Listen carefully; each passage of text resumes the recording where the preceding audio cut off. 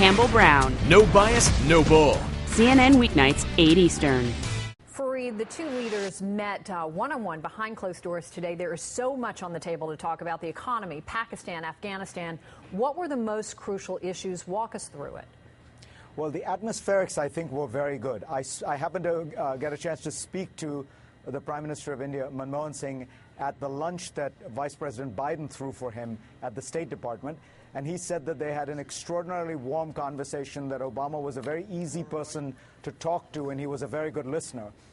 My guess is that what they spoke about, first and foremost, was the nuclear issue, kind of operationalizing the nuclear deal that the Bush administration made with India. And that means transfer of technology. For India, the big deal is economic growth. They want to get as much technology transfer as they can. They want to get as much economic cooperation as they can. For the Americans, they want India to play a supportive role in Afghanistan. Not very difficult, because the Indian and American objectives in Afghanistan are pretty much aligned. They both support Karzai. They both oppose the Taliban. Other than that, what India wants really is a neighborhood free of terrorism and a world free of protectionism. And they just want to grow economically. So, from their point of view, as long as they can get no terrorism, no protectionism, they're doing well. Let me drill down on a couple of those issues, Fareed, Afghanistan in particular, because, as you know, at this very moment, the president making final decisions, about to make a big announcement about sending additional troops to Afghanistan. People may not appreciate that India is such a player there. So explain sort of how they want to be influential in terms of the decision and the role that the U.S. is going to have in Afghanistan. Well, they are supportive. The Prime Minister on my television program on last Sunday flatly said that he supported the American presence. He supported whatever it would take to make it more successful, which was an implicit announcement of support for any kind of additional troops. I think that we have to understand that India is the dominant power in the region.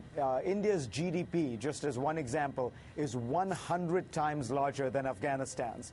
So when Afghanistan opened up after the fall of the Taliban, the culture, the money, the cuisine, the movies, everything that flowed in was Indian. So there is a very strong sort of soft Indian power at work there. What I think the United States would like India to do is to play a constructive civilian role. If it gets into a more military role, you get into the India-Pakistan rivalry, which will only cause more headaches than it will solve. Well, let me ask you, I was going to say, the president has been so focused on building and working on that partnership with Pakistan. How does that complicate the relationship and India's involvement?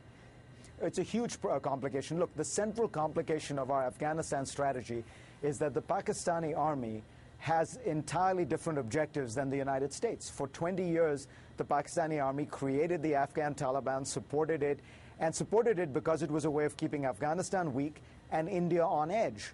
And we've entered into this rivalry and just said, well, there are good guys and bad guys, but we've actually walked into a very complex geopolitical rivalry in the region. So for the United States, we've got to figure out how to get the Pakistani army to align its objectives with ours and to, in effect, turn on the Afghan Taliban. They still haven't done that. They're going after the Taliban in South Waziristan, which is the Pakistani Taliban. I know this gets complicated, but they're going after the guys who kill Pakistanis. They're not going after the guys who kill Afghans or Indians or Westerners. And that misalignment of objectives is still a huge problem for America's Afghanistan strategy. And Fareed, before I let you go, I know you're not just reporting. You're wearing a tux for obvious reasons. You're going to the dinner tonight. What are you most looking forward to?